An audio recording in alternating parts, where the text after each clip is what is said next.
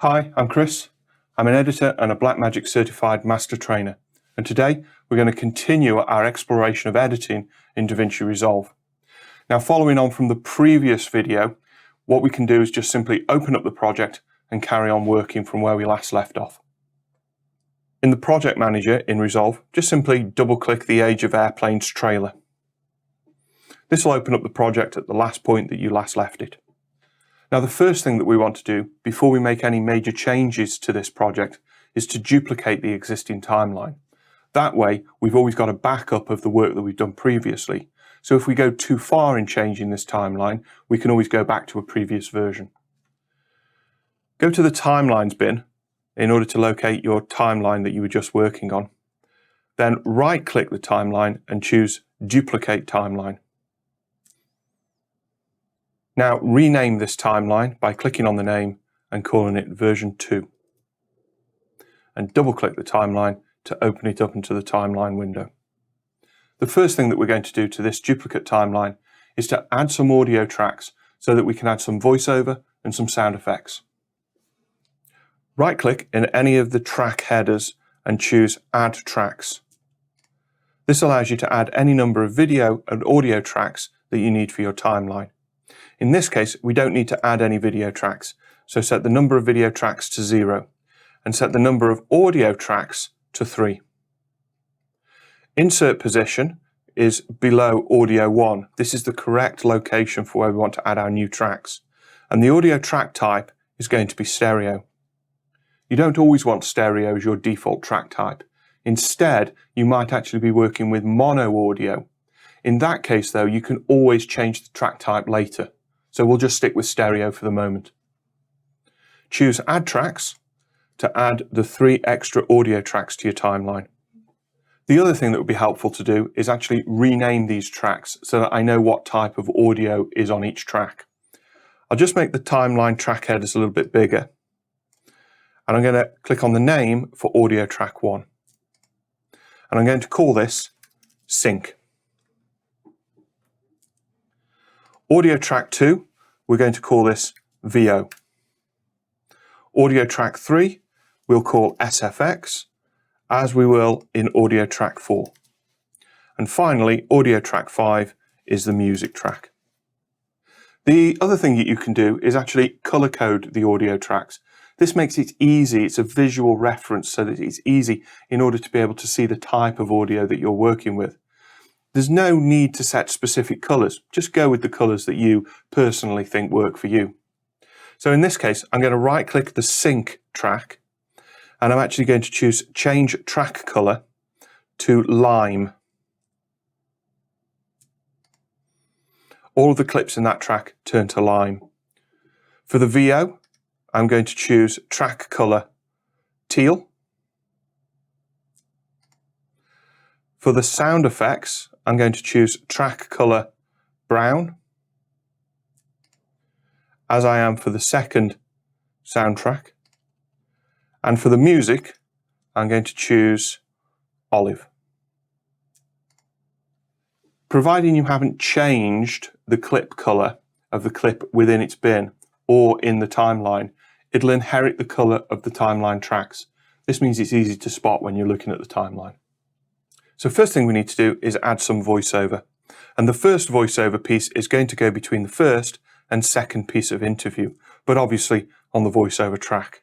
So I'm just going to place the playhead just partway into the second video clip.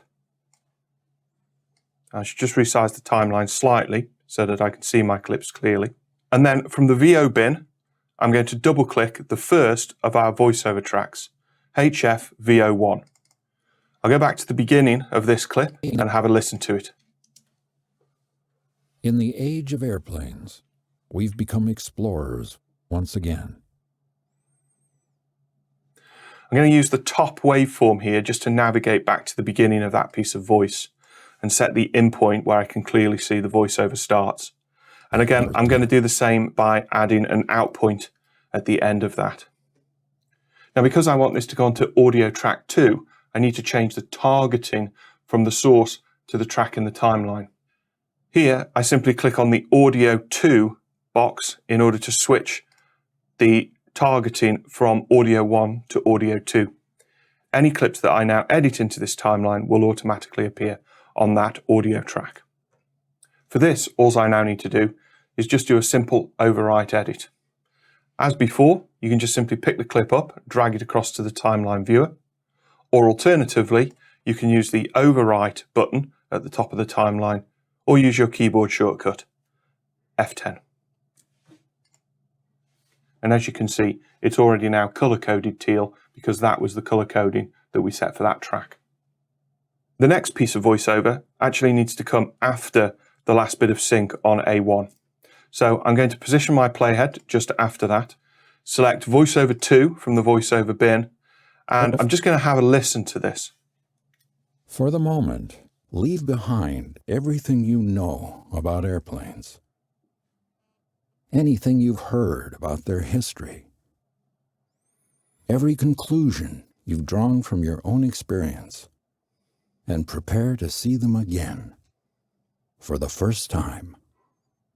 Now, that clip was actually quite long, and because we're making a trailer rather than the whole film, we obviously only need to use a small part of that voiceover. So in this case, we go back to the first piece of waveform, and we don't need the first line. For the moment. We need to start here, just after he says for the moment. So I'm going to add an in point. Leave behind everything you know about airplanes. And an out point after that line of dialogue. And now I can make an overwrite edit into that part of the timeline. Now we need to come to the end of the piece of voiceover and select in and out points around the last two pieces of waveform. And prepare to see them again for the first time. Out point there, and again, make an overwrite edit. Now, as you can see, sitting with those clips in the timeline as they currently are, they're a little bit long, so we might just need to refine where those clips are actually sitting in terms of the position on the timeline. So here, I'm just going to navigate my playhead over those clips and use the detail zoom. Now, the detail zoom in this case is actually taking me way too close. I can't really see how these clips are actually sitting on the timeline with regards to the rest of the timeline. So I just need to zoom out a little. So I'm going to hold down Command and use the minus button just once or twice just to be able to come out a little bit. Now the first thing I'm going to do is just move the clips back. And I'm actually going to move this interview clip back here just so it's a little bit tighter with the first section of clips. That just gives me a little bit more room to play with. And then I can just select those clips, just move them back a touch as well. Now you notice snapping is happening there. You can see how it's snapping to the end of the previous video clip. I'm just going to disable that by pressing N on the keyboard. And you can see it's just disabled that briefly, just to bring that back. And again, I still want to actually contract time a little bit more. So all I'm going to do here is move the playhead just before Harrison's last piece of voiceover there, and then use Command or Control B to split that clip. Now I can just simply pick that clip up, and again, with the snapping off, just tighten it up a little bit, just so that I've lost a little bit of the time between those two pieces of voiceover. So that's got the voiceover into the timeline at least. There's a few more things that we need to do to this, but for the moment, we're going to move on. We're going to put some sound effects in and continue the editing portion. Let's go back to full extent zoom and move the playhead over the second clip in the timeline. So let's go to the sound effects. And you'll see that there is a sound effect here called Jet Taxi. Double click that to open into the source. Now the idea here is that we actually want to edit this sound effect to just the portion of the timeline that we're working in. So for this, we're going to add in and out points directly to the timeline. A quick way of being able to do this is make sure your timeline is the active window and press X on the keyboard. X will mark the clip. Marking a clip will actually put an in and an out point around the clip at the very start and very end frame of the clip. So it's a quick way of being able to make sure that you're editing one clip to the duration of an existing clip. We also need to make sure that this audio is ending up on the right track. So in this case, we're going to make sure that the targeting changes from audio 2, the voiceover track, to audio 3. And now we're going to perform an overwrite edit. Now you may be wondering why we didn't set an in point in the source viewer. The reason why we didn't is because if you don't set an in or an out point, it will always take the full duration of the clip. So in this case, the in point is actually the implied in point at the very beginning of the clip. Moving forward, let's move the playhead over the shot of the South Pole clip. Again, let's press X to mark that clip. Choose the SFX prop audio. Double click that to open it up into the source. And this time we will actually set an in point. We don't need an out point because we've already got an out point directly on the timeline.